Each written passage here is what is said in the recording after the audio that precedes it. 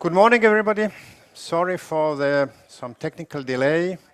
I hope you had a sort of exciting day yesterday, and this is the fourth day of the Estonian Health Tech Week, and I'm glad to see so many of you here on the last day. If yesterday we had like more general topics, general discussions, of course more prone to the solutions and digital therapeutics issues and software as a medical device view. So today we are going to dig in more the data and how to use data, what is the value of data, and how this value can be and should be shared, and what kind of restrictions and what kind of ambiguities we have in the current already accepted regulation in European Union. So we hope that this will bring us closer to some points, and at the same time, by far, we don't think we will solve these issues here today. Maybe we just make it even more complicated. But to start with, I'm happy to introduce Mart Maasik, who is CEO of UniTartu Ventures. What is a UniTartu Ventures? How it actually has been started, and what are the goals? We hear in a moment. So after that, we go to the panel, which is led by Maciej. I hope I won't explain it just now. You have been seeing the program, and this is a very intriguing topic, how to share this sort of value, what can be created commercially from data by the participants of the biobanks and data data donators, like we can say. And then we move to Elina. Elina will actually lead the discussion. Yesterday, Elina was already participating in one panel, but today she is leading the panel. And we finally go to the specific topics of AI, but not the general, but do we have any sort of current means to early detection? Because you might have seen that there is new drugs out already, which has been approved on Alzheimer's. But here we need to understand how to actually detect them early enough that they will be efficient. So to start with, Mart, please, floor is yours. And we have, like, after the presentation, of course, time for a few questions. Thank you. Great. Thank you. Pleasure to be here. And yes, my name is Mart. Really briefly background, it's been like 20 years in the banking industry primarily, and then they're working with the academical entrepreneurship. That's the last 3 years. So it's also for me the learning journey. I'm on its way. And I think the reason why the UniTartu venture was founded now a bit more than 3 years ago is driven from the idea that there is great potential of academical results which are not reaching the market somehow. So, and of course, a lot of similar companies like UniTartu Venture, which is 100% owned by University of Tartu. Next to the universities in Nordics, in UK, in US, quite often they are existing, and also in the Central Europe. But in Estonia, there wasn't that type of company beforehand. So this is the first one, I could say, what we have built up. The idea has been in the air for a while, but just like the making the decision and to figuring out what is the sustainable model for it, that we have been like experimenting over the last 3 years. So what I'm going to tell more about our learning journey. So we do know, as well as was mentioned, that there is not one secret source, but I think how we believe that we can unlock the potential. So that's the primary part of it. And as all you know, Estonia is a super small country, so it means that we're not only thinking about one university.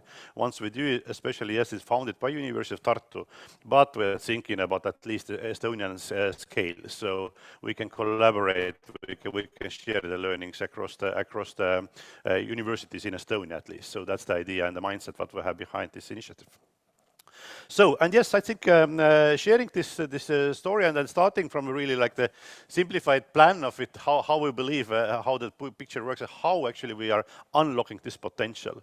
And the first of all, there's in this part of the world, all the IP which is discovered and developed under the university umbrella belongs to university.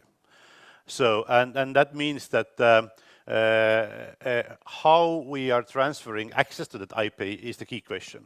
And what we have figured out that UniTartu Venture is separate, limited company who will take the risks and keep the risks next to the university, and also building the framework for the long-term partnerships. It means that those investments are quite long with long horizon. So it means that not only make the transactions, make the data available, not making only the IP available, but actually keeping those positions in the longer run. So it's investment company, and we have evergreen model for it, so we don't have any term that we have to exit for it. So we have to build up the portfolio of it. But what we do, and maybe the kind of like key here is that those companies who are spinning out or willing to collaborate with universities, quite often they are really early stage companies. So they're not investable. Investors asking who owns IP and how it's controlled and how to build up the capability as a team. So there is a lot of uncertainties. So what we can do from our side, we are transferring IP access in a moment when investors, private investors, also committed to invest. So it means that not we are evaluating the potential internally, our own, that this company is investment ready and can spin out. No, the private market actually defining the maturity of the company. So at the same time, we do the IP transfer when the capital comes to the company. And the investors loves it because there is like the certain agreement, and also I will go a bit more specifically later on, how we are kind of like acting as like any other type of investor. So because I think the historical or the myth that we are always breaking the day by day is that really hard to collaborate with universities, because I think there is not one single entry point for decision making and keeping that kind of like promises in the longer run. So the idea is that there is a separate gateway for investors and also for those companies who are spinning out in the longer run. So, and what we really believe is that the most effective way to transfer the academic result to the market is the entrepreneurship, most effective one. So you can regulate, you can plan it, you can orchestrate, but kind of from that point of the traditional capitalism is really effective. So that they're really focusing on delivering the value, and if there is no value, there is no revenue, there is no future. So it's kind of like filtering out all that kind of not sustainable models, primarily quite early on. So that's, I think, the framework what we have designed, and here we are. So that really what we do, and maybe below the line you don't see here, but I think it's really the university third mission. So first of all, education, secondly, like the research, but the second is serving society. And we believe this is the most practical and straightforward way to serve the society, making accessible all the IP through the entrepreneurship for the society. So that's the idea. And what we do, and then why we believe it's really working, and we have some proof points as well, it's working actually. So it's not only about the vision, but we have been already 3 years up and running, we have learned something. But what we do primarily, everything starting with entrepreneurship mindset. It's not about like the skill set or regulation or even technology, but if you don't have this entrepreneurial mindset, it's really hard to start. And it might come from the researcher side, it might come from external side, it doesn't matter. But then if they have this first requisite is fulfilled, then we can align the perspective from university and the researcher side. They could be the same time their own the deep tech founders company. They don't have to be, or they are co-founders of it. But there has to be some type of like people who will take the lead and make it the first step of risks. And the key here, I believe, is the deep tech investors. I think this type of capital also brings not about, and we have talking about health data, but I'm also using the kind of the wording that capital has a DNA. So it's not only about the capital as is, and of course the most of it is the similar as a cash to develop value, but the knowledge is coming with the capital, and also capital which having the skin in the game. So it means that it's not only about like investing to the bet, but also using those early stage VC knowledges and the networks to support those companies to succeed. And when all those pieces are aligned and we have common goal, it's super easy to collaborate. So that has been our learning. So and what we do, we are really starting as a spin-outs are really small at the beginning. They don't exposing a lot of risks. But when we have the common goal, it's really easy to orchestrate it. And one of the learning has been when we're building up our portfolio, during the journey, it's really hard to agree the terms of the collaboration. But at the beginning of that kind of journey, it's clear and easy to agree it. And of course, there might be different scenarios, but we have already made a pre-agreement that how we're going to act and how we're going to collaborate. Investors' perspective, university perspective, researchers' perspective, so we can align it. And if it grows, if it becomes more bigger and more valuable, everyone will benefit it. So that is, I think, the unique in that type of like thinking from the traditional, like the public funding perspective is kind of the zero-sum game. Someone lose, someone win. But here, actually, if we build something together, everyone will benefit of it. So that's, I think, the key of it, what we have believed that this entrepreneurship and that kind of the way of building something valuable for the market, that brings also the value for everyone who is part of it. So and we try to orchestrate it in the long horizon, keeping in mind and ensuring that there is a healthy relationship in the longer run. And yes, I could say that 22 and 23 has been our learning journey, and I made some bullet points what we have learned so far and how Moderator works. So what we did, and when we started this initiative, we said about let's open the door and let's take the first cases, and we will learn actually what the model is going to be. So, and we have adjusted that, but I said now we can quite standardized way to communicate for the possible partners, investors, and startups, academical founders. First of all, the really modular pricing. So it means that we already can pinpoint like the bit of like the price list that whatever service you're going to use collaboration with the next to the IP transfer, then there is some kind of price tag. And then you don't know as a really early stage company, do you use it or no? But at least you know that if I'm going to use, and always founder is under with the driving seat, so they can decide that do you want to use the asset or don't. But they know what is the cost of it when they make the decision. So that's already beforehand. And I think the historically universities has been kind of like said, especially UK universities are greedy. They will take big piece of equity, and those the companies are not investable anymore. So it means that no one will benefit out from it. So this trend has changed a lot already across Europe, but also we have set the ceiling that to ensure that those companies are investable and founders keeping at least half of equity in a round is necessary. Otherwise, we are not succeeding. So that's why we are not going to above 12% of equity position, but that's actually maximum extreme. Rather, our agreements has been on the lower levels. And it's standardized, and then this documentation is already, you can take a look how the process look like. Of course, every journey is unique. There is not one like A, B, C, D, and everything is done, but at least you know in which order, because when you are the first-time founder, you do the first time the journey. So it means that you know at least in which order what needs to be done to ensure that you will progress.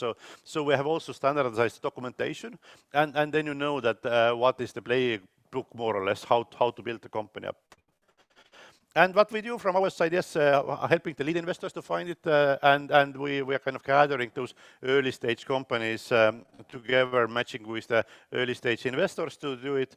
And also, I think quite important is why I think investor community loves us is that we are acting in the same pace and the principles of any other type of investor. So it's not about like I think there is reasons why I think university is acting as they're acting, but I think having the separate assessment company with a separate mandate, with also separate investment committee, I think this is necessary to make that type of decisions quickly and also professionally. So I think this is the important part of it.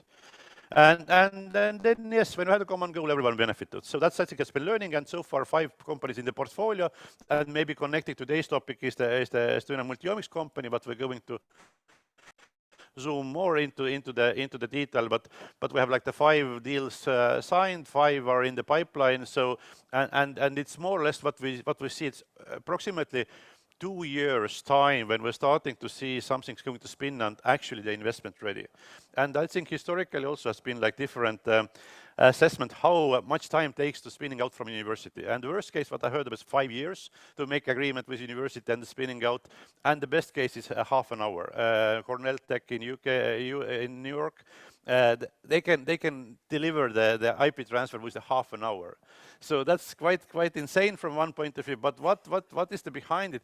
When you have the aligned process, you can also make the right things in right time beforehand. And once the company is ready to spin out, then it's just signing the agreement and good to go. So I think this is like the mindset also what we try to build it on our side and to make it and also with the health data and also genome bank information and assets which are created, also having this kind of the kind of like a research capability, but also having the commercial capability. And I think having this kind of like 100% currently owned by UniTartu Venture is the Estonian multiomics company to building up the commercial capability. I think this is the key for it to unlock it. So you cannot do it under the university umbrella, but with the commercial terms, with the co-investors, it's much more aligned and transparent actually as well.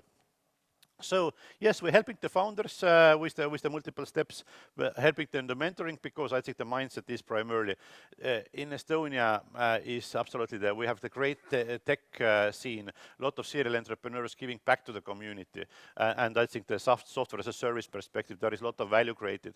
But I think we don't have yet the deep tech community here. So it means that those people who have made serial deep tech co-founding experiences and going to back and building up the next company. So here definitely the broader collaboration is necessary. We especially thinking this kind of Nordic space, but even I think the broader, that this is the key, that to help those first-time entrepreneurs and first-time researchers who are becoming entrepreneurs to succeed. I think this is the key of it. And when also team formation, and what we have seen also that at the beginning, you might not have the perfect team to start, but at least you manage the expectation that you have to understand at the beginning what type of competencies are necessary to succeed and which phase who needs to be onboarded. And if you make also the team agreement on that perspective in the proper way, then actually you're ready to spin it out step by step. You know that which phase you're going to onboard which type of people. Not the discovering too late where the team is not capable to deliver. So we try to have to deliver this type of part. And of course, this IP efficiency side. So how we're using the IP strategically. And I think the overall the principle is that all the IP which is like the developed during this concrete research grants which ongoing, we are, if we believe this team, we are happy to transfer it. So the foreground IP is the idea that even it's under the university umbrella, we believe this company is the best vehicle to deliver to the market, so we are happy to do it. But of course, same time, we have to secure from university perspective that there is the base research is ongoing, so that at some background IP needs to be there. So that's, I think, we always try to also clearly articulate where and where the lines might be, what can be accessible and what is beneficial for the society in the broader sense. But we have managed always to find those agreements if we're really transparently, collaboratively discussing about it. And yes, I think investors I already mentioned, and also I think the long-term part of it, so that it's the long-term journey. So the most of those deep tech investments are 10 years plus even. So nowadays, even I think the technologies are now becoming more accessible and pace is accelerating, but still it's quite long perspective that we have to take it here. So not quick wins. I think the UniTartu Venture success will be assessed, I think, after the 5-7 years. So we are on that way. We don't know yet the portfolio performance side, but I think we have to keep this kind of the long-term horizon in our mind, that we are ready to support those companies on that way. And I think, yes, onboarding, not only like academical part, but I think I really wanted to highlight that we have professional investment committee part. They are giving recommendations and they are good advisory boards. So special professional VCs and also I think people who have set it up similar companies, Lars in Uppsala and Cengiz in UCL. I think this is really valuable knowledge as well for us. So even our portfolio is super small at the moment, but I think we can really capitalize their knowledge. So we can getting a lot of insights and perspectives from their portfolio building path. So I think this is the way how we have set it up, and I believe that we are on the right track. So I believe that yes, we really can unlock this potential. So it's no question at all. So and it's key systematic. I think historically it's been one-off cases. There is some few examples, but I think key is to build systematical machine for that kind of spinning out, and also predictable and more I think easy success stories, more success stories we have, our job easy becomes. So because those are the role models, are those entrepreneurs who are succeeding and telling that story. So, and I think yes, we are on that way. So that was my introductional part, not specific to the topic, but the broader sense, any type of like field of research. But I think it's really also in that the data topic also could unlock a lot of potential.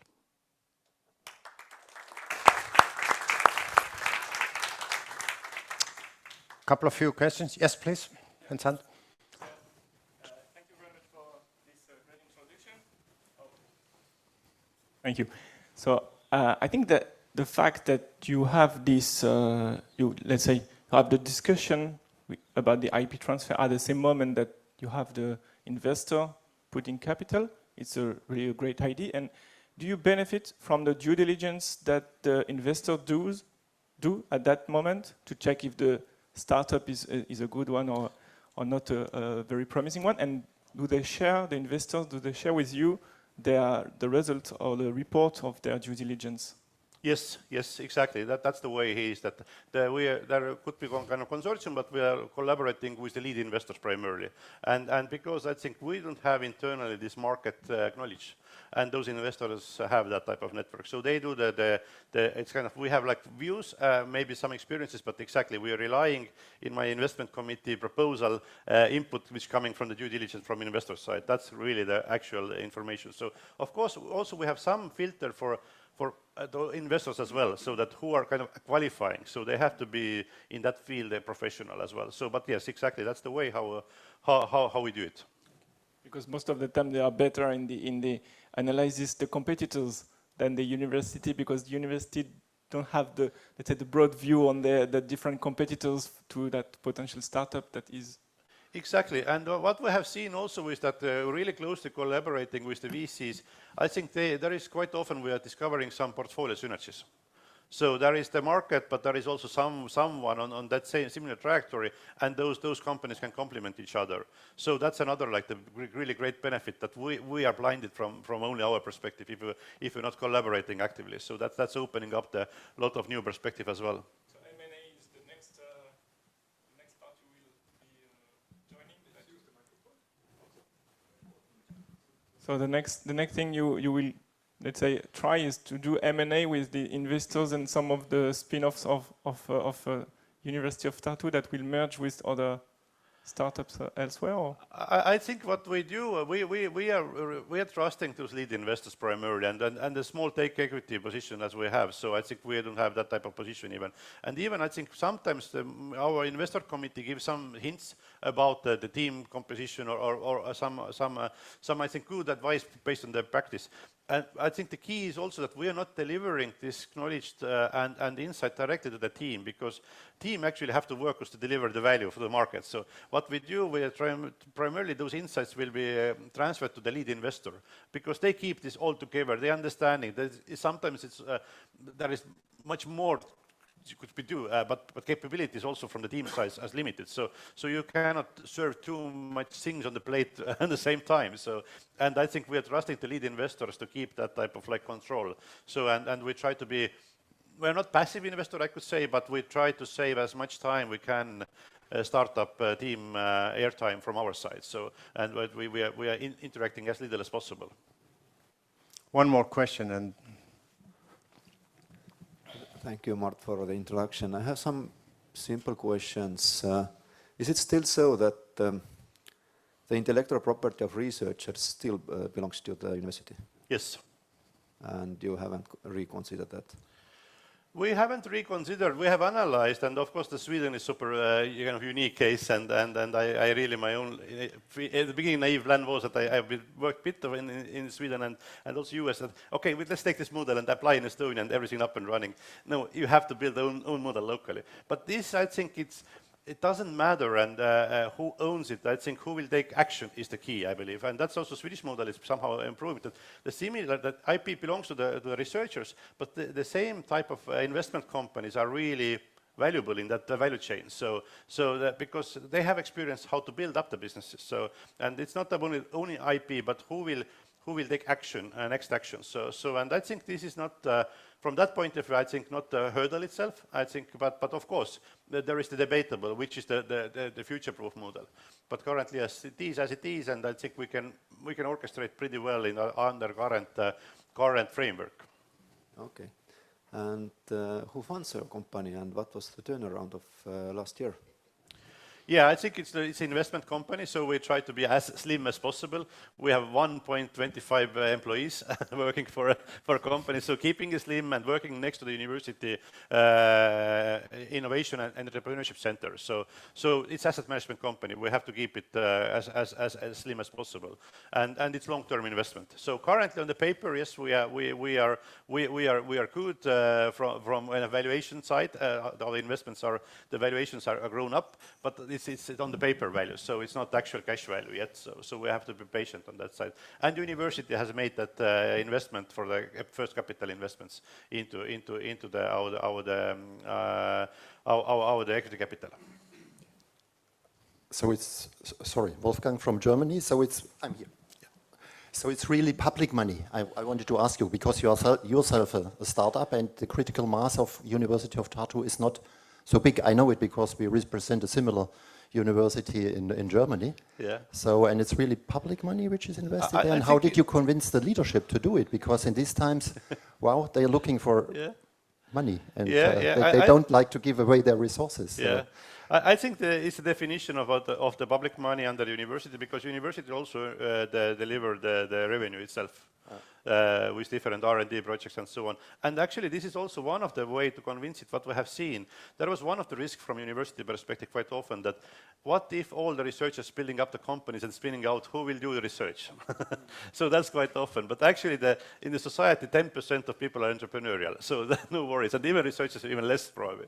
So this is not the problem. But actually, what we have seen, those same spin-out companies are really good R&D partners for university.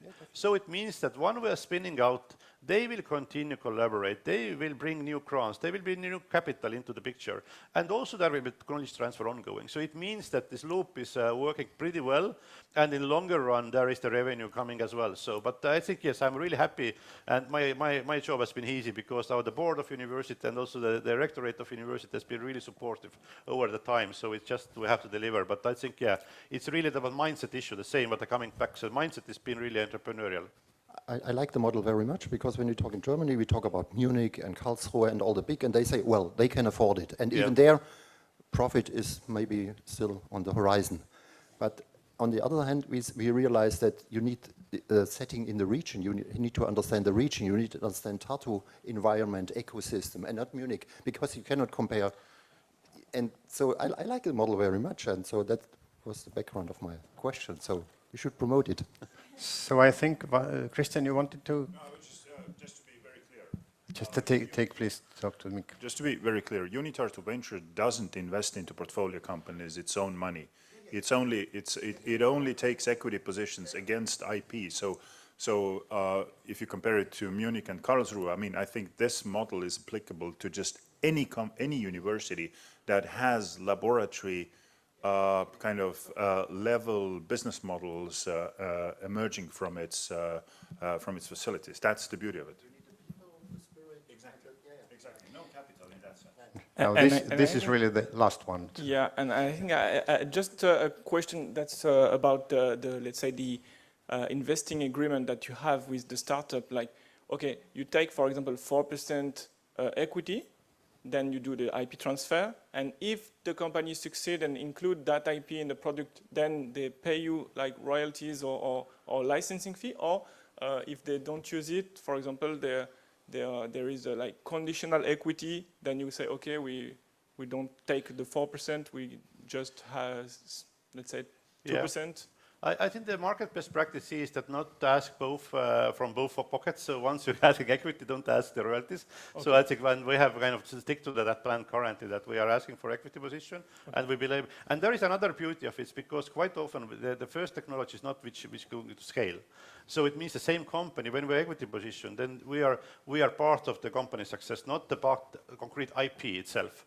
So because there will be next generations IPs and developing further in the positive scenario. So that we will benefit. So, and of course, that's the risk of it. And maybe the second part of your question is that, yes, we have this first right of refusal in case if the company deciding not to protect the IP anymore. So then they have to inform us that and say that, do we want to bring it back like home, safe harbor? But if they are seeing that there is the value for IP for someone next to the deliver the value, that's okay. But we try to avoid this scenario that no one take care of IP and no one benefit at the end of the day. So that's a mechanism we have as a part of like special condition. Thank you very much once again. And with no, I take the clicker. And with further ado, I would like to introduce into the Maciej Drozdz.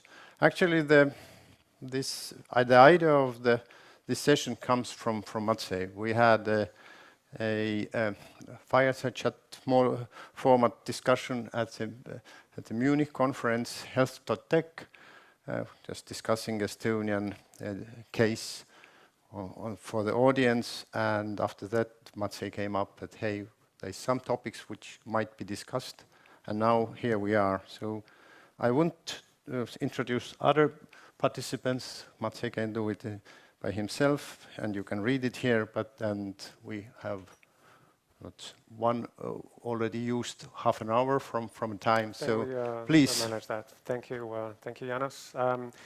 So I'd like to welcome the panelists on the stage, please, and thank you for this kind introduction. Indeed, I was privileged to have Janos in my previous moderated discussions, and I'm very happy to be here. So let's start maybe by a short introduction. Indeed, my name is Maciej. I'm Polish, and this is why I need to explain to everybody how to pronounce my name. But again, I lived many years abroad. Most of my time in the UK, but also in Switzerland, Germany, and a few other countries, so I got used to that. So I'm a molecular biologist. I worked as a venture capitalist also for many years in private funds, in the independent funds, as well as in corporate funds.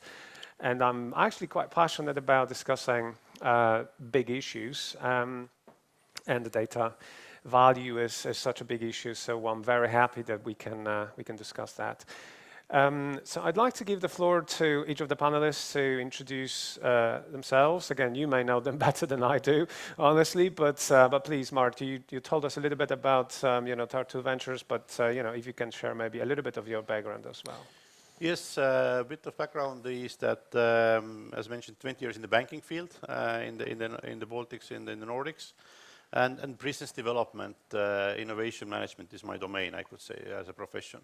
And also been lucky being part of being entrepreneur myself as well, and the co-founder of the largest entrepreneurship competition in Estonia. So after the 2007 it was started, and now it's been up and running for all the time. So we have seen more than 3,000 really early stage companies, not the deep tech, not research driven companies, but really seeing the entrepreneurs really at the early stage and helping them to succeeding. And yes, I think then it felt that that's enough for the banking. I would like to take some more meaningful and wanted to learn more about scientific side of entrepreneurship. So, and that's the journey where I am at the moment. Perfect. Kaarel? Yes, I'm Kaarel. I'm Estonian. So my background is molecular engineering and diagnostics. So as it is related with the research, that is one part, but another part is I'm leading every day we provide prenatal screening. Before the baby borns, the genome has been sequenced. We have the data about the fetus, the baby, and the mother, basically. That is one side of the story. We provide a report, but another side of the story is related with this, like a panel here. Basically, we are like a biobanking, because as a company we provide service, and there is accumulation of the data as well, and that is the everyday business of me. And Kristjan? Yeah, hi, my name is Kristjan. I spent 6 years in the rectorate of the University of Tartu as vice rector of research. We founded UniTartu Ventures jointly with Mart, And so you could tell I'm a recovering bureaucrat at the moment. I'm just on my sabbatical. But most recently, in my background, academic background is in behavioral political science, applying statistical methods to behavior. Nowadays, you would call them machine learning and narrow AI. We used to call them simple mathematical statistics. Most recently, I've been asked by the board of the university to join Estonian multi-omics company as a team member for the executive management. So maybe this is something that we'll discuss. I think it may be quite relevant indeed. So thank you for that. Now the title is quite general, and I'd like to keep it actually very general. So it's including data donors in the value generation flow. And I know that the conference and the whole gathering is about health data, but honestly, data is not only relevant for this industry, only for this sector. It's relevant for many other industries, and other industries are coping with the same problem, I believe. So the way, and let me just maybe spend a little bit of time introducing, some of the topics, and I may be making general statements, sometimes strong statements, and this is also just to sort of energize, I guess, the discussion. Some of the statements may not be 100% true, but bear with me. So the first statement I'll make is that we believe, I think all of us, and I was here for the last few days, we all believe that there is value in data, right? Again, as I'm getting more experienced, I guess I'm really focusing on sort of just a couple of words in my life: trust, value, and fairness. And this is very, very interesting thing. So again, we believe that there is value in data. I don't think we know what the value is. I don't think we really know how to unlock this value. I don't think we know how to monetize this value. Now, there are two items, let's say, that work together to generate value. And again, this is data and the analysis of data. Right, so let's say in pharma industry, we have the data coming from clinical studies, from biobanks, from whatever else, other sources. And then we have the analysis, meaning the way we treat the data. That's pharma. In IT world, we have personal data that we are donating or it's taken away from us, and there is analysis giving us access to better search results or better connections on Facebook or things like that. So again, data and analysis, right? One thing that I think what we are doing is we are paying for analysis. We are not paying for data. This is sort of the general theme, as it seems. Again, two or three parallels. Again, I saw the Google as it happened many, many years ago, and it was a true innovation. You may or may not remember, but before Google, it was just impossible to find anything on the internet. Just impossible. And then, the websites of Excite and Lycos and all the other search engines were very simple business models, just advertisement. So it was hard to find even the bar where to put your search item. Now, the Google came and changed it all, right? But how? It fed itself with our data. First, it stole it. It just took it away, right? We consented to everything, and then bang, we had that. Then we entered with Google into a barter situation. As a data generator, I'm giving away data so they can analyze it and giving me something else back for that, right? Now, and I'm about to close this now, but with OpenAI, we have the same thing. What they are doing today? They are just stealing the data. It's an outright theft, right? Everybody's protesting. You are using my data to train your LLM. Pay me. Do something. And they are saying, well, I don't know what the value of your tiny, tiny, tiny bit of data is. I mean, there is just no value to it, right? It's the analysis that matters. Okay, so that's sort of my introduction. And the topic is indeed how to see the data sources, data donors, again, in our world, more in the healthcare world. So I'd like to, again, open the discussion by, asking the panelists first, do you sort of share my point of view? Do you share the sort of the view of the world where there are data donors that are generally not recognized, they are not generally paid for that. There are the analyzers that take away the data, maybe sometimes in the barter case, usually not. And I'm really honestly interested in the banker's perspective, because there is a lot of data processing and data ownership also in the banking system, as well as in the other cases. Mart? Yeah, I think it is really relevant to brought some other industry expertise, because I think we are here at the beginning, or momentum seems to be here, that the technology seems to be ready and the willingness is ready. So how we know to play it right. So, and I think yes, one parallel when I was invited for this panel, I think it's right away popped to my mind, like minus 10 years from now, in the banking sector, when the fintech started to pop up, different ones. So, and I was like part of this banking innovation and strategy unit leading, and it was quite scary from the being banker in that time. So you saw that popping up a lot of fintechs who are eating your lunch like the pariahs. So that what we do, and we made some analysis that 20% of our payment business revenue is under risk. So, and when you are building the bank for many years, for the long-term visibility, predictability of the revenue growth and so on, it's quite big question actually to understand. And we didn't understand how the landscape in the future look like. So, and that was especially this kind of democratizing the data. And there was the early discussion about payment service directives and open banking as a topic. So and we didn't know how to act more or less. And I believe here is a bit of similar, that we see the opportunity, we see the challenges, we see the risks, but we don't know how to operate. And I think when we're kind of like rolling back, maybe now I think still most of those banks who was able to be a good listener and to understand where the future, the value generation going to be, they are still really doing good business at the moment. So I think it's about like the adaptability of the existing industry of it. And probably maybe this is one of the aspects what I think how we can ensure that everyone will benefit. And I think the open banking hype was really high event and felt was that the neobanks will take all over, but actually it hasn't happened. So the maturity, I think there is maybe in Europe is 10 type of neobanks who could name as succeeding ones, still comparing to the historical part of what done. But there is a lot of new generation of collaborations have emerged thanks to that. And the type of like new technologies and new wave of the market makers have enabled also the incumbents to take the bolder moves and the bolder bets. So I think it's quite healthy, I could say, what has happened.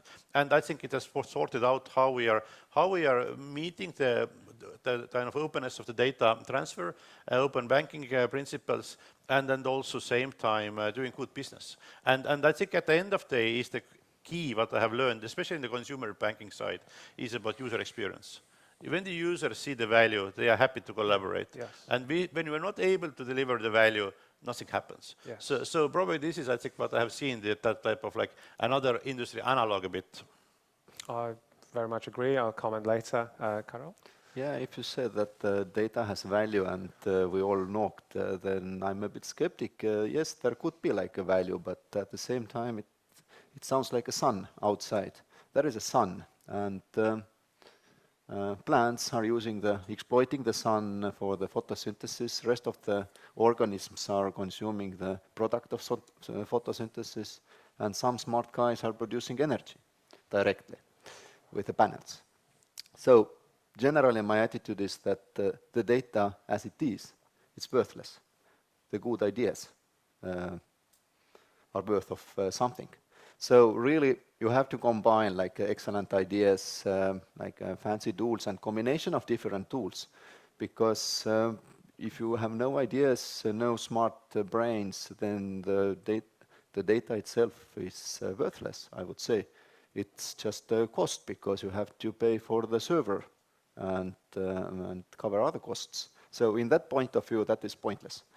So if there are like smart guys who are able to dig into the data and ask like nice questions, for such a brilliant guys, the data should be like generally available, like generally. And another question is, who is the owner of the data? Yes. Yes, the genome belongs to me, but generally, who paid the sequencing? So we know that the genome banks get money from governments directly or indirectly. Basically, we pay for all the genomes, and once the genomes are sequenced, then we wish to get some money back. It would be nice to get some compensation, but to generate the brilliant ideas, some proportion of the data should be available. We can think that it is valuable, but I doubt in many cases. In some cases it's true, but generally that is the key of innovation when the data is available and it is not so restricted. Access shouldn't be so restricted as it is right now. Yeah, I mean, just maybe one comment. So I think, again, I honestly think we agree, meaning that data alone is value, there is no value to it, and analytical tools without data, they are kind of useless too. You need to have both to generate data. So, and you know, I don't think there's anybody thinking, at least certainly not, I'm not thinking about restricting access to data, but you know, certainly more mobilizing it and exploiting for value generation. So again, Kristjan? So I think we may be witnessing a kind of a conceptual shift in the space of how health data are being treated. And you mentioned the notion of donors. Yes. And the very meaning of donor is somebody who donates something. Right. And that's, I think, conceptually wrong. Right. Because, we see the shift toward more depositing. If I'm really truly an owner of my health data, which I'm not, in fact. I mean, if you look at in an applied world with all the legal guardrails, then I'm not actually owning my data, or at least the ownership is not actionable. But leaving even that aside, if I'm depositing my data somewhere instead of donating it somewhere, then this is conceptually a very different world. And in that world, I think, yes, you should have access to some sort of a revenue sharing model when those data that I have deposited are used in business cases. The problem is, it's very useless to talk about data in general in the health space, because you have, at least in 3 broad categories, you will have biological samples, which are data in its, although they're biological samples, they're also data. You have the digital inferences made from those biological samples that sit in digital databases, which is a kind of classical definition of data. And then you have clinical research or therapeutic interventions that you build on top of that knowledge that you take from the first 2 classes. It's very difficult to say that you should be able to earn on donating your biological samples or being part of the clinical trial, because that would right out violate most of the conventions that we've established since early 60s, starting with the Helsinki Agreement. But the middle layer, particularly in the digital age, and this is where not most, but considerable value is actually being created. For that, I think you indeed should have an access somehow. Now, the question is, I think as Kaarel also said, is that it only becomes valuable if the entire chain works, from biological sample to all the way to the clinical studies and eventually therapeutic intervention. And many agents, many companies play roles there. So saying, okay, I'm owner of my data, you have to pay me. I mean, you have to bring substance to this statement. Yeah, no, for sure. So, I mean, obviously the world is quite complex. And one another observation I'll make here is that we, as the continuity of healthcare sector, right, including diagnostic companies, including pharma companies, including health insurance companies, including ourselves as participants, I guess, in all of that, we kind of chopped the whole chain into a very narrow niches, and we expect every niche to be independently profitable. in the sense that diagnostic companies need to find a way to find profitable business model in the world where nobody actually wants to pay for diagnostics. Diagnostics is considered cost, and again, unless you get yourself into guidelines, unless you convince the government to pay, you're a really, really difficult case usually. Again, there are useful tests, but most of diagnostics, which can actually be quite informative in taking ahead, in preventive medicine or helping ourselves to feel better. Again, diagnostic and particular companies operating in their niches are finding quite hard to be profitable. Also, the biobanks, the depositories of data and whatever, they are really scratching the bottom of the whole thing, right? I mean, usually paid by public money, maybe selling a little bit of data as commodity. And that's basically it, right? And then it's all skewed towards pharma business. And I'm not against that. I'm just observing. Again, I work for J&J. I work for their corporate venture fund. I like what they are doing. It's very profitable. I'm only observing that this is how we created the world. That we as our civilization, we sort of like interventions rather than observations, and we pay for interventions. So I think taking it all into account, it's every point, it kind of is dependent on the other. So data source first, and then, the diagnostics and the analysis and, the bright ideas and, clinical trials. And there are derivatives of derivatives of derivatives, right? In mathematical sense, right? You have sort of the first thing and a derivative and the next derivative. And how will you ever calculate what is the underlying value of all of that? I mean, I get all of this problem. I'm only saying is that today, I think we are getting the wrong side of the stick. Basically trying to convince data donors or depositories or whatever to do something good because it feels good. Right? Be altruistic. Be, consider being a good person. Donate, give away, agree, consent, and then don't worry. We will treat your data in the right way, right? All the secondary uses and so on and so on. All the legal frameworks that we created are locking ourselves into a particular way of thinking. What I'm trying to say, is this the right way of thinking?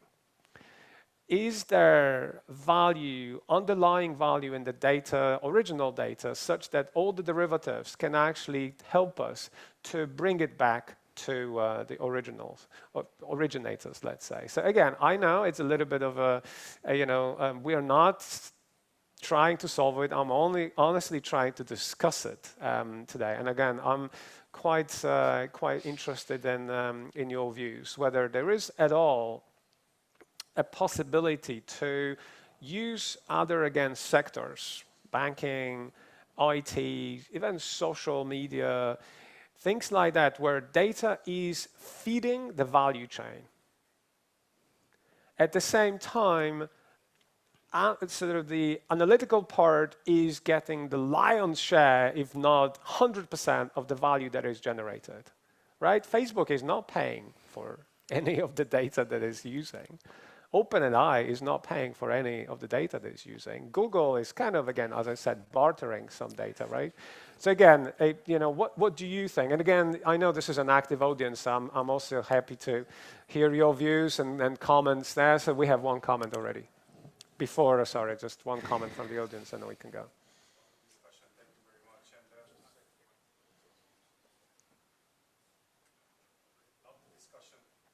Can you hear me? Okay. Yeah, thank you. I was trying to put that in practical terms when I donate my blood sample, going to the genomic testing. Here, what you have, like what's the value of that? Is that $1? Is that $2? Is kind of like, how much is that? And as a patient, do I care about €2? Do I care about €3? And I think it gets substantial when someone starts processing it. You have the big freezers down there. You have biostatisticians. You have collaboration with the venture funds. When all the value starts accumulating and say, do I charge 50,000, 100,000 for it, that it's worth the investment processing it? I think a little bit like this kind of like, does it do I bother because there are so many microtransactions? The another one, the analogy what I was having in mind, like streaming platform. I don't know, Taylor Swift on Spotify, Yes. and you know, I'm listening to 3 seconds of her songs. I don't know who Taylor Swift is, by the way, but you know, do I pay like what, a fraction of a cent for that? And somehow there's a system which kind of like measures it, captures it, accumulates it, gets the whatever millions of dollars afterwards. So I really like that point from Mart when he said, okay, it doesn't matter who has the IP, but who does an action on it, who actually makes something on it that you start monetizing it.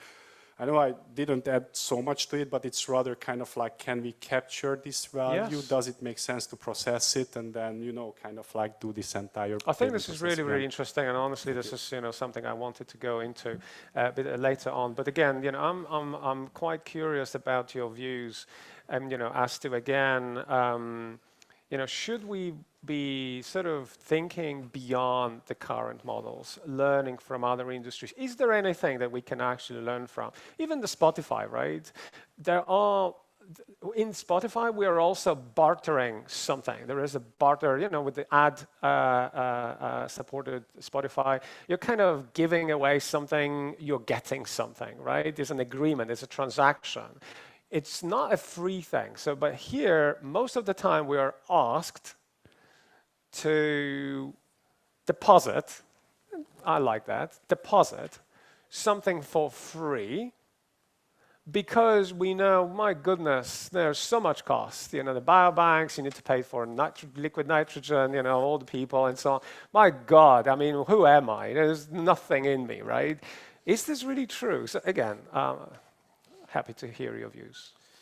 Yeah, I see this is like the business model perspective is really one case when we're talking about creating the value, and yes, the value might be created, but if value is not captured, right, there is not sustainable plan for it. Yes. So I think, and there were two different things actually. So one is about creating the value, Yes. and secondly, systematically capturing the value. And quite often businesses are failing, not about creating the value, but capturing the value side. Yes. So I think this is, the key here, how we're building this bridge, and both needs to be there. And I think this, when most cases, this type of health industry itself, it's funded publicly, and the business model is so cumbersome, complex. So this is kind of the capturing value is really hard, and then who's actually funding and who will benefit of it. So that is kind of the complexity what we are facing. So, and I believe I agree that quite often what I see also that building innovation inside of existing ecosystem, you do only incremental innovation. So because the system is designed to protect the value which is already created. So, and that's why I think we can debate about the innovation units of the corporates, that inside of the corporate, outside, but I really believe that, of course, when you're building it separately outside, later on, it's really hard to integrate. But the probability that you are principally doing something different is there. There is no probability that system itself will radically change itself. So because this is designed to protect what is already created, I think especially in the kind of like commercial side, but I believe in the private side, public side as well, similarly. So it means that we have to kind of make the bets a bit separately, and we don't know which one they are, but especially when we're building something like the principally different, and especially addressing, I believe, ecosystem is really good creating the value. I believe that we do it pretty well already, but we are not really good in capturing the value. Right. And my bet is that it should be a bit of separated with existing infrastructure. Yes. Maybe an analogy that you're looking at, I mean, something that struck me by comparison is the early 19th century labor union movement. Why that happened? Because labor workers, blue-collar workers, couldn't organize themselves and negotiate better working conditions for themselves. So they were powerless vis-a-vis big industries, the employers. I mean, it's a very kind of analogous situation at the moment, where allegedly data owners don't control the environment in which the data are used.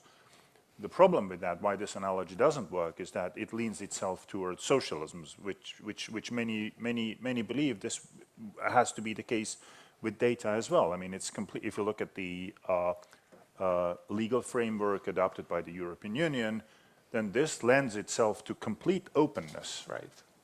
And that has clear boundaries vis-a-vis funding innovation substantially. Right. So, and then it becomes a question of what is the business model? Is there a business model out there that protects and monetizes the data owners, the data itself, where the value is created and the value is captured? And I think now we start seeing first models coming up saying, okay, the revenue model is a viable component of a long value creation chain. And I think that's the solution. If it doesn't work on commercial grounds, we'll end up in straight out socialism, which just limits all the innovation. And maybe one of aspect is as well that what I have seen that it's all about expectation management, because we don't know how the future look like. And I think when you give the bold bets about how it will be beneficial personally to me, I think it's there is no reason for the data to say that it will be delivered as it is. So I think the framework needs to be there, but the key is also expectation management, that once there is the value, once there is revenue, then we know the playbook, how it's going to be shared, but not expect back yet, because we haven't really delivered the value yet. So. And we shouldn't focus only on monetary or tangible kind of side of the benefit of the data sharing or the revenue sharing. Take examples of biobanks. You're a donor of 23andMe, they allegedly use in various programs. In which programs? Please tell me. Yeah. I'd like to know. Exactly. I'd be happy. My data are in 23andMe. Hopefully not in the last year's data breach. But this is the risk that I'm willing to take. So it's fine, and I understand people vary in their preferences toward how risk averse they are. But tell me, in which programs my data are used, for which purposes? These are intangible forms of being engaged in this community as well. So it's not only that I want to have $10 per program where my data are used, but tell me. And you have very limited use cases in the biobanking industry where they're actually, okay, you have a dynamic consent. This is pretty widespread. You can withdraw your consent or change its parameters, but not. But the transparency is really something that is absent, and this is a very low-hanging fruit. I see the question, but again, just to respond. I mean, first, I 100% agree that value generation and value capture are two completely different issues, and then most of the time we generate value, we can't capture, we fail, understand that. The second thing is about the sort of socialism and free-for-all data, right? Kind of feel-good movement. My comment to it is it's not necessarily the case, right? Again, and I will draw a parallel from, again, the patent situation. When some people are opposing patenting almost anything because it should be a public good. Some others are patenting only because it's for economical benefits. Now, you are patenting for control. And honestly, if you have a patent or the whole portfolio of patents, it's your decision if you want to give it away. You just give a free license and you say people use it. So it's the same with data, right? Again, the extreme views, whether this is free for all or is super restricted and prohibited and owned and I don't give it away to anybody, these are extreme views that are not reasonable. The reasonable thing is somewhere where you maintain control and then you have your choice. You can either go for restrictive use or you go for free use, whatever is your choice. And then my last comment is that I believe that we are getting closer to a situation where various technologies are becoming available and are tested and trialed in other industries, so that this sort of data, and I'll just in a second use another analogy, but can be sort of marked with something like the blockchain technology, can be traced, can be recorded, can be, and then the micropayment of Spotify can be basically used. Right? And my analogy here is, again, for people who are old enough, remember the beginnings of the internet and the whole thing about TCP, the protocol that is all the internet is running on, right? The innovation was to break every piece of data into tiny pockets that will travel internet independently and assemble on the other side, because every pocket has address, it knows where it is in the chain, in the file that was sent. Now, if we convert every single piece of information into IP and we use it as a sort of TCP packets, and if there is a pharma company that now wants to download data from here and here and there, suddenly it becomes possible and traceable. And then you can also, through the various layers of derivatives, you can actually trace it back to the original. And again, whether the monetization and sort of value put back to the owner is $1, $5, $10, or is I don't know, a medal of some sort, or anything, feel-good perspective, it doesn't sort of matter today, because what we are discussing is that there is value, somebody's generating, probably capturing, but not giving it back. So, that's, I'm sorry, that was a question or a comment. Yeah, about that, thanks. It's a great panel, and this panel is great because yesterday, what we talked, almost everything, there is a technology underneath it, and all we need to do is, have a system how to purchase it, because everything is already done and in other countries and all the other stuff. Today, this panel is tackling the things I assume that technology is not yet there. Right? Somewhere we have, somewhere. So I would challenge the panel to talk about Web3 and Web4 idea. Right? So it's exactly blockchain what you mentioned, because at this point, when already you have like data ownership and via blockchain you can trace it back. Yes. Then you can understand. But in healthcare, the technology is not there yet. We are maybe in TRL 2 or 3. Right? And right now, what we are able to do is maybe give, I don't know, in Latvia, for example, if you are donating the blood, you will have 1 day free, right? It costs. It is a cost. Maybe not for me, but it is a cost for my employee. It is a cost for government, right? And we already put in the label how much does it cost to donate the sample of blood. So it's 1 day of working labor.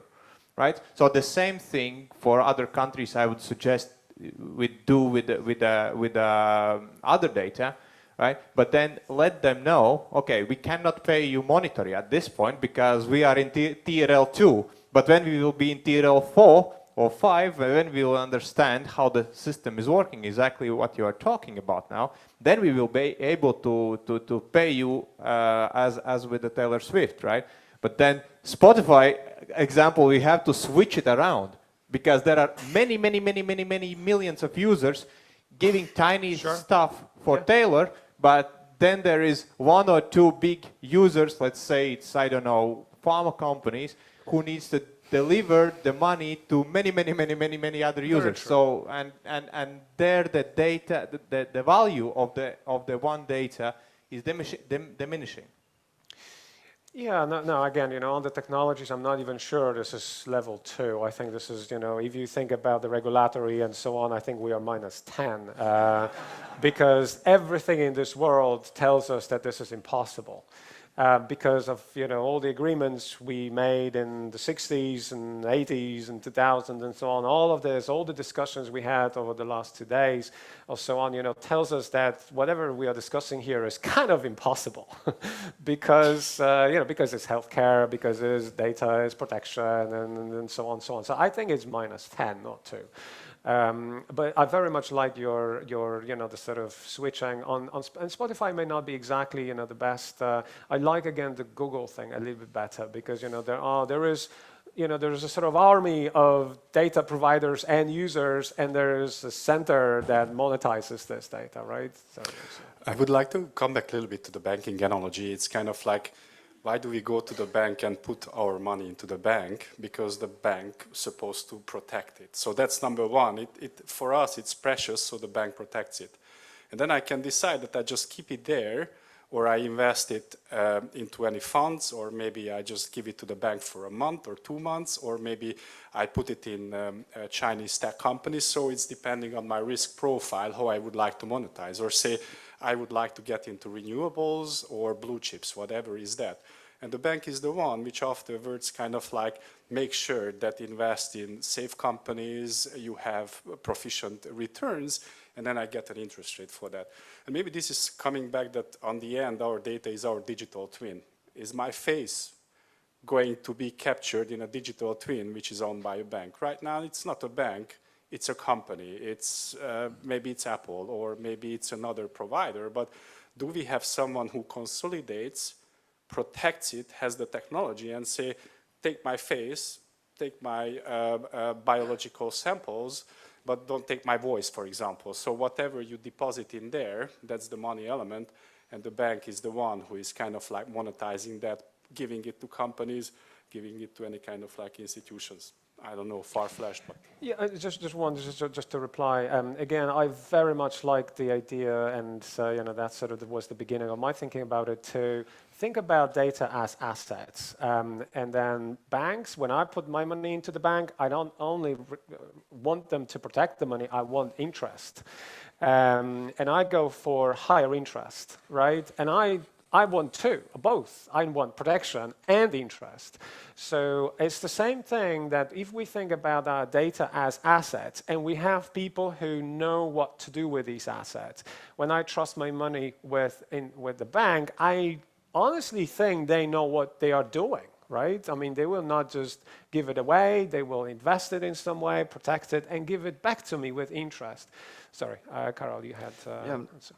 I just had an idea when you introduced the topic in the beginning. It is pretty like a selfish thinking that if I donate something, then I really wish to get something back. Because there is also like a social aspect, for example. The Christmas are coming in months, and you can just imagine how many donations are during the Christmas time, like generally. Maybe you also do the donation, maybe not. And nobody expects any feedback, or like money back. Another example have lasted almost like soon 3 years, like for example, another example, donation for Ukraine, for example. Example is that if I donate like 200 euros to Ukraine, do I expect like some square meters back if the war is over? No. And we screw it up when we really think that even if we open the door for somebody, we get some positive feedback. So there are like social aspects, and even if we make some kind of way of thinking that if I give my blood sample for nothing basically, or do some other favors, I should get something back. No, in that point of view, I shouldn't, because the donation makes the society better. And it also, if there is like a certain bait for the donor, it is like another hindrance in the biobanking, and how to regulate it, how to give the sense back, and how to get the feedback back. So it is like there is a risk, the social risk and bureaucracy risk at the end. Sure. I'm sorry, just one reply here. I mean, the biobanks, as I understand, their business models are usually quite unsustainable. Need to be paid by public sources to just keep it, going. I think we just heard, how people are translating, each sample into cost because somebody needs to pay for it, right? Again, in the venture capital world, in the banking world, we are thinking, even in the humanitarian aid world, we are thinking about sustainable business model. And sustainable business model, even in humanitarian aid, I mean, honestly, it's all about giving something that people can help themselves with. Humanitarian aid, by sort of just shipping food seems to be bad. But anyway, I don't want to go in this direction. It's all that the key word here is sustainable. Can we turn everything that what we are doing here into a sustainable business model while drawing more people into the system, right? Because again, one observation, which is a little bit outside of this room, is that a bigger part of population of this world is outside of the system. I don't know, 2/3, 4/5, I don't know how much, but they are 100% outside. They are, a white spot on the map. They are not part of that. Their genomes are not used. Their samples are not in the biobanks. They are not part of a healthcare system. They will never be if we keep going the way we are going. So a sustainable business model is what we are looking for, and this discussion is part of this sort of thing. Can we turn this into a sustainable business model? One thing, the altruistic feeling of doing good is your reward. For some people, right? You feel good about donating money. You feel good about donating your piece of sample. This is your reward. Some people don't recognize this reward. You need to give them something else. Sorry. No, I was just gonna reflect on the Christmas analogy. For the big pharma, Christmas has clearly lasted for too long. That's the problem, and it's not even ironic. It's for the lack of the better business model. So exactly. The pharma shouldn't be blamed on this. Yes. And there's a great deal of value that they're bringing into the mix. It is just the absence of a business model that turns your DNA, your health data into an asset class. Yes. Exactly what you're saying. Yes. And the moment that appears, and if it's sustainable, then pharmas, they're not going to be ripped of their profits. They're going to be ripped of this part of the profits for which the data can actually be turned into value capture, and that's inevitable. I don't think even ripped off profits, because again, as I was again alluding to, I worked in venture funds, and again, through all these interactions and so on, I learned a very important piece of information. This was not even my idea. The idea is that mice are not people. And I said this many times, right? We discovered over decades of discovering drugs for mice, that mice happen not to be people. So we need to turn, again, towards human samples, human cells, human models, so that we can treat people better rather than mice, because we kind of can't treat a mouse for every single disease that we imagine, right? And that's how we actually did this, right? So it's not good. And sorry? Even longevity. Exactly. So we can make a mouse live, twice longer than they should, maybe. But that's sort of, again, back to the question. I'm not even, I wouldn't have even used the word that you would reduce their profits. You would add to the value of the whole system by including more people, more samples, more data points, more accurate models, and so on and so on. Because again, it's just the way we created it, right? That the whole sector, it's historic. We kind of followed through the maze as the doors opened, right? But it may be now that we just need to rethink the whole system by including value of data owners, data donators, data depositories. Sorry, Maciej. Yeah, I think maybe one of the parallel also with the banking coming back, that is, I think sometimes also when you are in one industry, you imagine that everyone's thinking about that so important industry. Right. When it's thinking about consumers, so actually the consumer is thinking about the banking less than 1% of their time. So, and we are imagining that what type of experiences we will deliver and how important we are, but actually reality is different. And I believe here is a bit similar. Even the health, it's really important topic for the people, but how much airtime we can get from end user, from experience side. So, and how we are building that type of relationship, that I think is maybe one of the secret sauce to figuring out how we kind of get the airtime. Is it about the donation, or is it about the return of investment? Whatever it is, and people differently, actively, different time, even lifetime horizon, they are thinking about different values. So it means that it has to be pretty dynamic, but how to be relevant for this donator or end user. How to be in the loop. So that's probably the kind of the experience that we have to design, and it's not about one-off that we are relevant. How to stay relevant and surprise and being relevant in the longer run. I think this is like the separate part, and probably the pharma industry, kind of, they are in business to business. They're not in the consumer business from that perspective. So that when a kind of business development side, so that probably this is the key, but how we can get the more airtime, but not the kind of like also develop, bring in perspective for the people. And I think this human centricity and the service design, kind of like way of working is the here. I believe that probably this industry is missing still. Right. I mean, one thing I'll sort of throw, just one comment. One thing I'll throw into the mix is health insurers. Because that's sort of the industry I, I know very little about, but I could blame actually for a lot of, how bad, the whole experience, I guess, is, right? I mean, they are users, again, of our data. They obviously want, to sort of spread out the risks and so on, but they are not active participant most of the time in creating actual value, by, we talked about preventive medicine. I mean, honestly, if there is somebody who can think about a good business model of making a preventive medicine, a drug that can actually prevent disease, then it's the healthcare insurers that will benefit from it, right? Their cost will go down. Do they care? They don't. There is no activity on their part, as far as I know. But anyway, so there was a question, a comment. I'm Peter Padrik, oncologist, and some comments. I do not agree that technologies are not ready for because main obstacles are administrative and such healthcare regulations maybe. And if you think what is the main value for data donors in healthcare, this is value for their health in healthcare services actually. Why?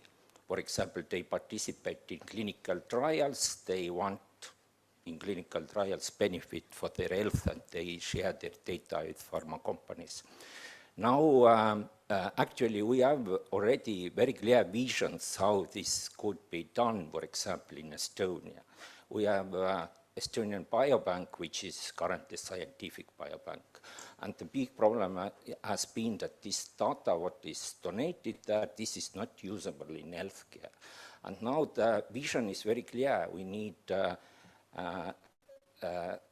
bank, what is part of the healthcare system, where we have same genetic data, sequence data, we have healthcare data, and this is monitored for value of data donors. Very clear model, still not done in Estonia. And it's everywhere, principally. It's quite similar model as Spotify works, actually. There is, let's say, we give data there is maybe subscription or secondary data use regulated, and healthcare systems actually can implement from, let's say, from neonatal screening until end of life or various monitoring and preventive services. Very clear model, simply regulations and administration topics. Right, thank you. So again, I mean, certainly again, as I said, and I think we discussed this a little bit, that the sort of embodiment of the value for patient can be complete, I mean, can be, a wide range. Again, extreme case, you get $1 or something. At the other extreme case, you get pat on the back, which is good, which is a reward. And there is something in between. And, again, participating in clinical studies for hope that, your health will improve is this sort of value as well. I'm not saying that this is not true. The only thing I'm probably looking for is how you would design, again, a holistic system where data is recognized as fuel of this sustainable business model which feeds itself with our data, and we feel good about sharing this data for whatever reason. Again, we are all different, but for whatever reason, it becomes a sustainable business model so that first we create more value. Back to the pharma question or in health insurance questions, they will see better value if we can close the circle. And again, in the banking industry, when and I'm actually a user of Wise, You know, there was a reason for me to use WISE, right? There was a particular reason, and I stuck with them, right? So again, as we go with our lives, there is a moment of our life where we consider something.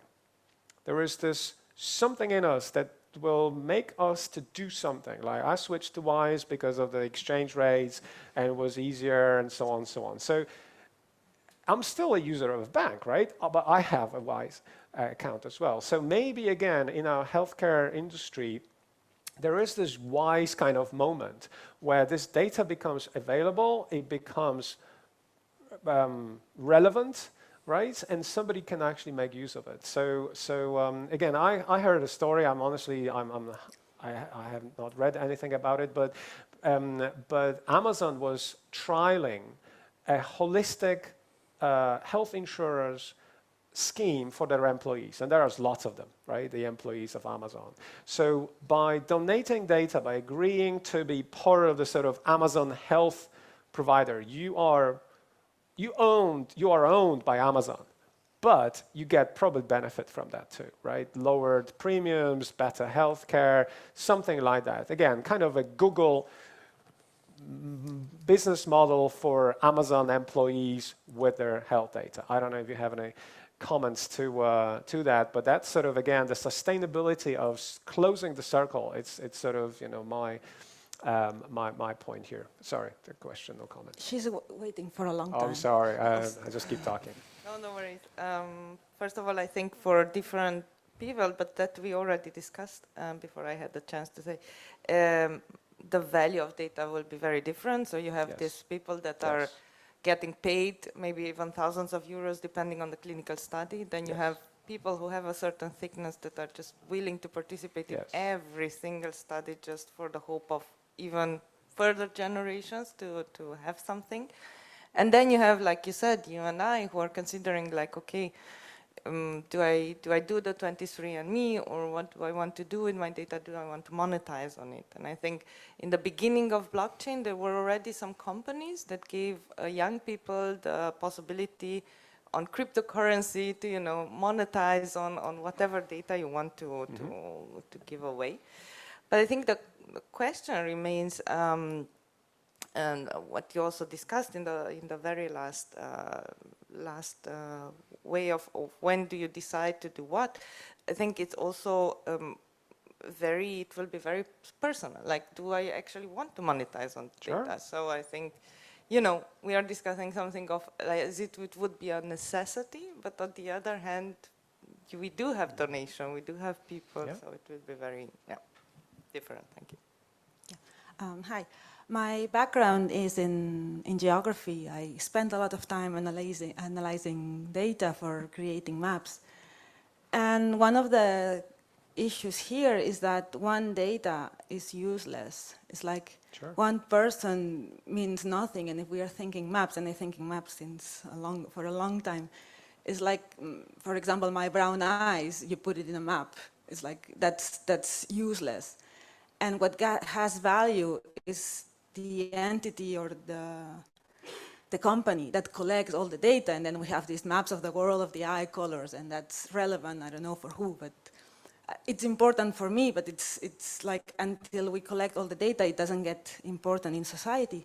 But then answering the question you're asking, the business models that actually have given power to the one single unit or person for the data are businesses like Airbnb or Uber that created these platforms, one single apartment or a taxi driver or even Bolt, and could get monetized of whatever this thing. So I think this is what could be the solution to this question, that to find a platform that would create this cluster of data, so the data then has value for everyone in this use.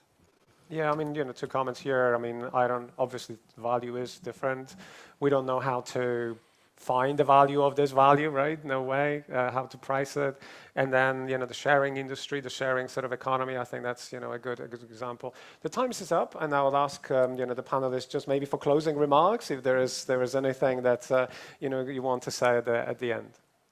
Mart? Yeah, I'm really optimistic about the future. So I think, yes, we are, and the base technologies are there. No question, I really agree that the base technologies are there. It's about adoption, how we're able to adopt those technologies. And I think we have to make those experiments, we have to make those bets, and I really agree with the last remark that it's consolidating the technologies and putting different layers of information together, and then it becoming meaningful, and you can have interaction with the end users. Very good. Kaarel? Yeah, my general feeling is that the data itself is a cost, not the value, but the value increases only in the combination of bright ideas and like applying the toolbox and giving like the future perspective for the donors to get something back sooner or later. It is tricky because we have saw the same in the Estonian Genome Bank. They promised too much in the beginning, but we know that the knowledge about the Neanderthal genome fraction is not this what was expected. So that was basically the failure. The ideas cost more than the value itself, than the data itself. That is, and there is no like easy money on the ground. If you really wish to find the money on the ground, then the pile of data, it is a cost. It's not the value itself. So there is no free money. There is no easy money. Okay, Kristjan? Well, I think we just have to keep in mind the utility of the business models and its clinical applications, which is the primary use of what we're doing here. And if you can work out these models in a profitable fashion, then it's the jury's out there, not about whether me, you, or anybody says that whether this works or not. So. Yeah, so my purpose was to discuss it, not to solve it. It's a bit of a bigger problem. So I think we managed that for sure. So thank you very much for your participation. Thank you for your contributions. Thank you. Yeah. Thank you. Thank you.